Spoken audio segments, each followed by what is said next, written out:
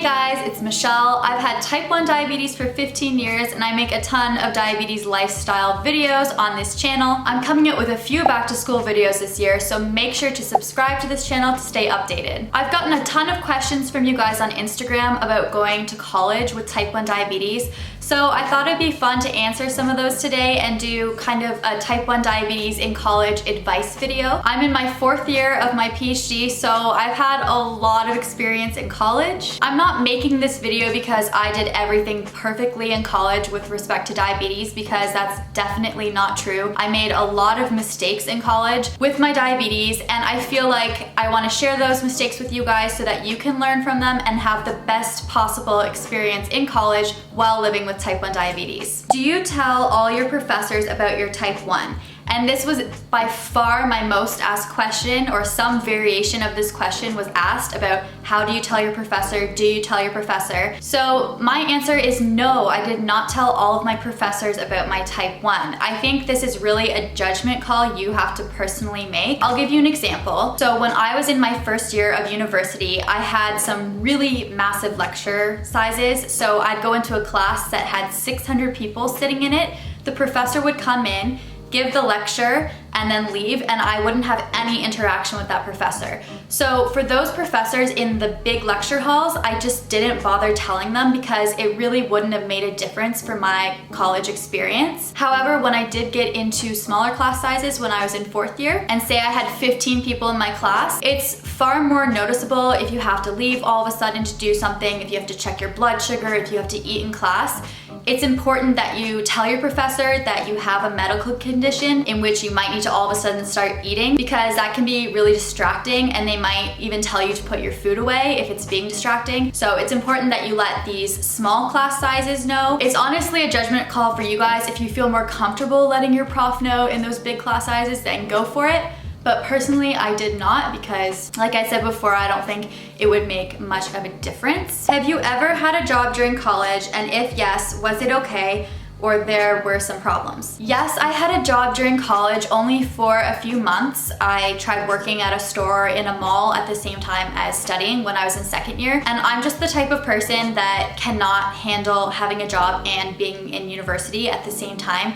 It just doesn't work for me, and I respect those of you guys that do, because college is hard enough, and then having a job on the side is really difficult. So I personally could not do it just because I couldn't handle my schoolwork and the job. But overall, there were no issues diabetes-wise. I've never shown my devices at school, but I really want to, but people make jokes a lot. Well, okay, if people are making fun of your medical devices at school, then they're really not good friends, unfortunately. Like, your good friends shouldn't do that. And if they are, you really need to speak up and say something about it, because maybe they don't realize how it makes you feel. Tell them, say, hey guys, like, can you maybe not make fun of my medical devices so much because it makes me feel uncomfortable. And if they're good friends, they'll stop.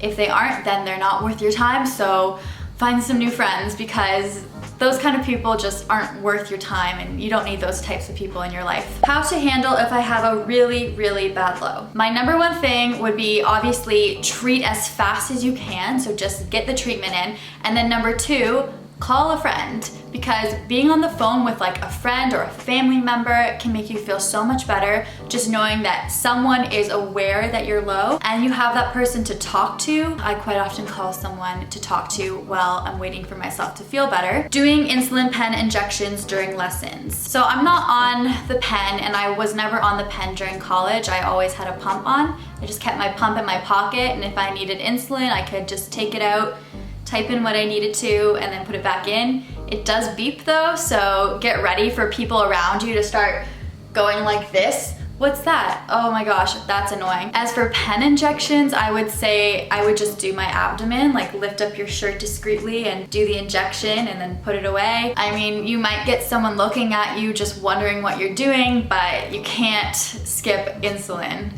It's very important, so you just kind of have to get over people staring at you. What's your go-to low snack while in the middle of a class lecture? So when I was in undergrad, I always kept juice boxes in my bag because I feel like they are a super quick low treatment. You just take it out and sip on a juice box.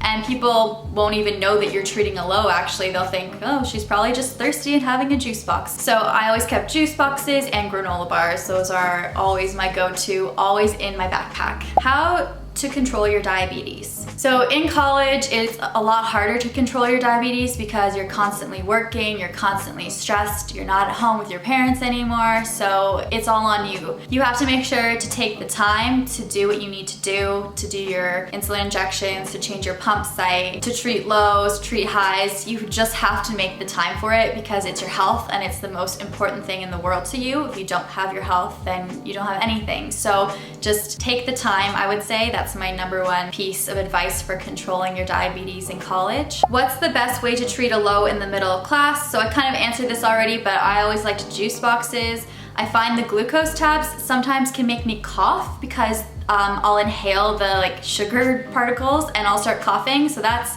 a little disruptive, so I tend to not use those during class. Living on your own. My favorite thing for helping me living on my own is a CGM, a continuous glucose monitor, especially I have the Dexcom, and that's awesome because you can share your blood sugar with people. You can have your parents have your blood sugar on their phone with the CGM, and then they can see when you go low or high.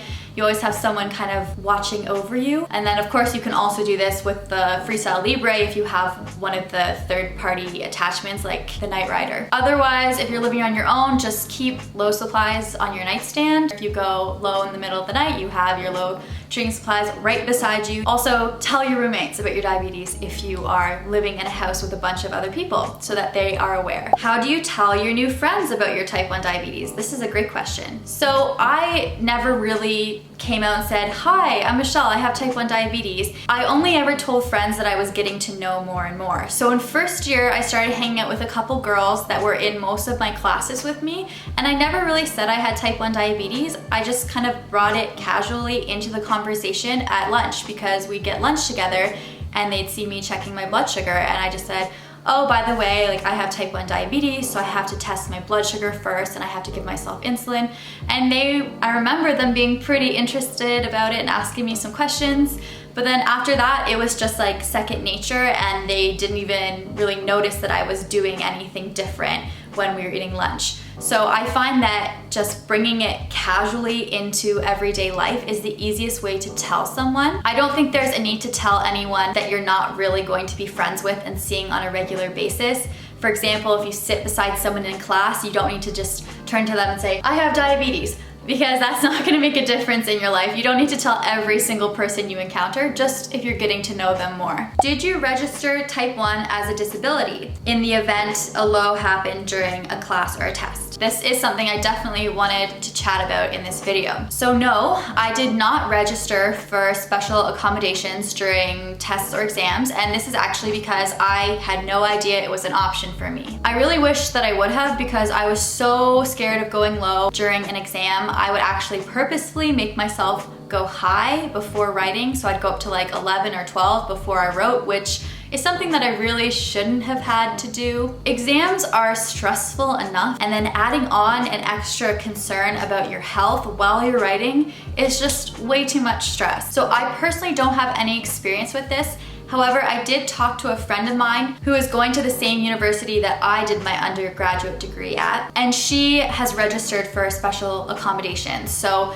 she told me kind of what it was like. So registering for special accommodations at your university allows you to write your exam on your own. You get unlimited breaks if you need to stop to test your blood sugar or eat. You get extra time if you're low or you're high, you need to deal with something. But she said there are definitely pros and cons to registering for special accommodations. So the pros are what I just said, the extra time, you get breaks to treat lows or have snacks or whatever you need to do. However, the cons are there is so much paperwork and bureaucracy to go through in order to get these special accommodations, and you are writing in a room on your own, so quite often the professor will not stop by, so you can't ask as many questions as your classmates could. And on top of that, you need to really be on top of things and organized, because you need to personally book your exam room a couple weeks before your exam, since you aren't writing in the designated room as the rest of the class. So there are a few extra steps, and it seems like it is is quite a bit of work. However, my friend said that she's very happy with her decision to register. So that's something you guys really need to consider. Think about the pros and the cons. I mean, I didn't register for special accommodations and I got through my undergraduate degree just fine. However, I feel like I did deal with a lot of unnecessary stress. So definitely something to think about if you are going into college with type 1 diabetes. Alcohol safety. Another good question that I feel like deserves its own video because there's a lot of drinking in college and there is some peer pressure. However, I find that you don't really get that as a diabetic. So if I was at a party and someone was like, come on, have more to drink, have more to drink. If you say, I can't, I have diabetes, people do not pressure you anymore because I mean, that's a really good reason to not drink too much. We do have to be careful with alcohol because too much alcohol can cause you to go low. You just have to really know your limits as a diabetic. Just be honest with people, say, I cannot have any more to drink because I have type 1 diabetes.